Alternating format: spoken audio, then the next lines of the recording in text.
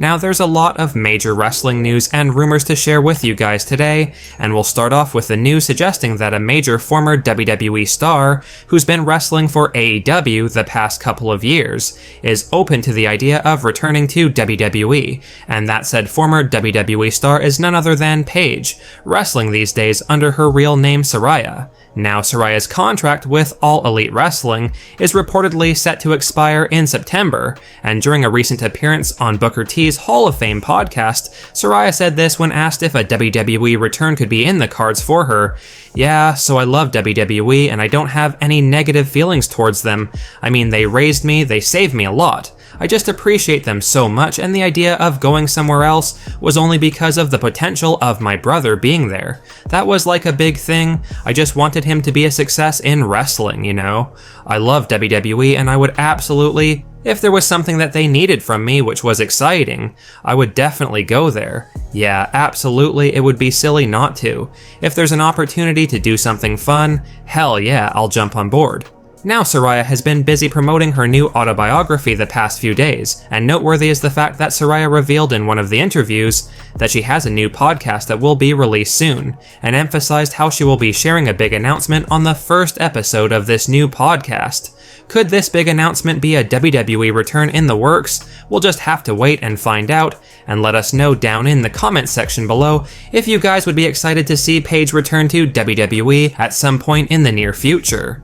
Now, there were some big departures from TNA Wrestling revealed earlier today, and among the most shocking and unexpected departures was former WWE Women's Champion Gail Kim, with PW Insider reporting, tied for most shocking is the departure of TNA Hall of Famer Gail Kim, who worked behind the scenes in talent relations and producing, and was a legitimate legend for the promotion. With her exit, Tommy Dreamer will now be heading the talent relations end of the company.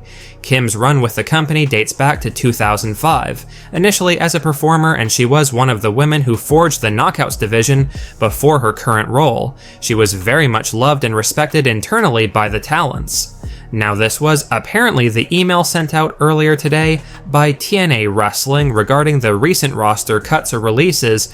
Departing our leadership team are Ariel Schnerner, Gail Kim, Rob Klingman, and Michael Shuchenko. As a long-term Anthem employee, Ariel has played an important role in growing our Anthem properties, from his work with Fight Network and most recently, his focus on TNA. Ariel has been instrumental in building our storylines and growing our audiences. Gail has had a long and storied career in TNA as both a champion wrestler and a part of the TNA leadership team. Gail has been a powerful presence in our locker room, supporting our talent and their great performances. On the sales side, Rob Klingman departs as Chief Revenue Officer, and in digital, Michael Shuchenko will be departing the organization April 30th. In addition to these leadership departures, we also say thank you and goodbye to Karen Clevitt, Sebastian Dastrange, Romy Glazer, and Raphael Morphy.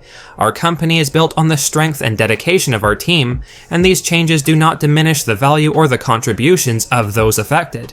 So by all means, some big changes within TNA Wrestling today, and it's sad news to hear that Gail Kim was released, as she was unquestionably the backbone of TNA's Knockouts division, but perhaps a WWE return is on the horizon for Gail, whether on screen or a role similar to the one she's had recently in TNA behind the scenes. In any case, Gail Kim would be a valuable addition to the WWE roster, no doubt. There's no doubt that AEW World Champion Jon Moxley sent the wrestling world into a bit of a frenzy following last week's episode of Dynamite, where Moxley was slammed onto a spiked bat, and while it seemed like a bulk majority of wrestling fans and many within the industry were firmly against this segment and thought it was horrendous, clearly not everyone feels that way, because during a recent episode of the Busted Open After Dark podcast, ECW legend Tommy Dreamer had a lot of praise for the AEW World Title street fight between Moxley and Cope, as well as that gnarly spike spot, revealing his selling was phenomenal throughout. They got me on every one of their false finishes. When I say I would love ref pulls or ref bumps, kickouts are cool, but if it's a ref pull and you have all the other people coming in, it still worked, and it was a great match. It was a great hardcore match. It was a sick hardcore match where, again, elevated to the next level with that type of violence. We watched a man basically get suplexed onto a bed of nails, and that's not really a parlor trick, that's just, hey, you're gonna get hurt, let's see where that takes us. Let us know if you guys agree with Tommy Dreamer here, or do you agree with most who felt this whole debacle with Moxley last week on Dynamite was horrendous? Now, Tiffany Stratton and Charlotte Flair had a backstage war of words last week on SmackDown to help add some hype to the upcoming WrestleMania 41 match for the WWE Women's Championship, and no doubt a lot of fans felt as though Charlotte actually got the better of these verbal exchanges with Tiffany. And according to a new report provided by Fightful, this segment between Flair and Stratton on SmackDown last week was seen by many within WWE as a sink-or-swim situation for Tiffany Stratton, revealing definitely there were some people that were like, oh, Charlotte definitely handled business on that one. Then there were some others that felt like Tiffany was put in a sink-or-swim situation, and they didn't say that she sank, it's just that Charlotte Flair is a better swimmer, and there's nothing wrong with that. I don't believe she went off script or anything like that, but it does seem like she knew everything that Tiffany was going to say and had something for that. I don't know the level of improvisation there, but there were a lot of people that said, yeah man, Charlotte looked really good in that segment and Tiffany didn't. But I feel like that should be by design. Let us know if you guys felt Charlotte Flair got the better of Tiffany Stratton during their War of Words segment on SmackDown this past Friday, or did you feel like Tiffany held her own here?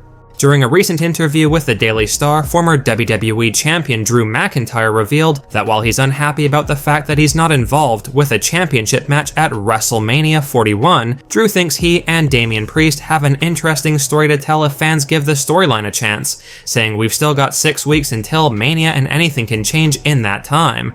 I'd be lying if I said I wasn't pissed off at not being in one of the title matches after the 2024 I had, but it's just because I'm so highly competitive and sometimes, you know, there's only a few spots. I appreciated when the fans' reaction was, oh my goodness, it's Priest and Drew. There's nothing there. I'm like, bloody hell, give us a chance to tell the story. The thing with Priest has been going on since last year's WrestleMania, when he cashed in on me after I was assaulted by Punk. He doesn't know how to succeed unless it is at my expense. Elimination Chamber, I Claymore Cena. Instead of going, I'll let Drew pin Cena first, he eliminates me. It's the only way he knows how to succeed because he is a vulture, a parasite, a big emo vulture. Finally, he's got my attention because they've got nothing else. I stomped him in his big stupid head last week, and if he wants to keep coming back for more, if it goes all the way to Mania, it's a year in the making story and he deserves the biggest stage of all to get his stupid looking arse kicked. Now, make sure you guys let us know down in the comment section below if you guys feel Triple H and WWE have made a mistake by not having Drew McIntyre involved with a championship match at WrestleMania 41 this year. Or are you guys excited for this impending Drew McIntyre and Damian Priest match and feel it's worthy of being featured at the Showcase of the Immortals? Well guys, that's it for today's major wrestling news. Make sure you leave a like and comment, and also make sure you subscribe to the channel with notifications turned on, so you'll never miss out on an episode. Finally, if you haven't already, give us a follow on Twitter at TSE Wrestling, and we will see you guys in the next video.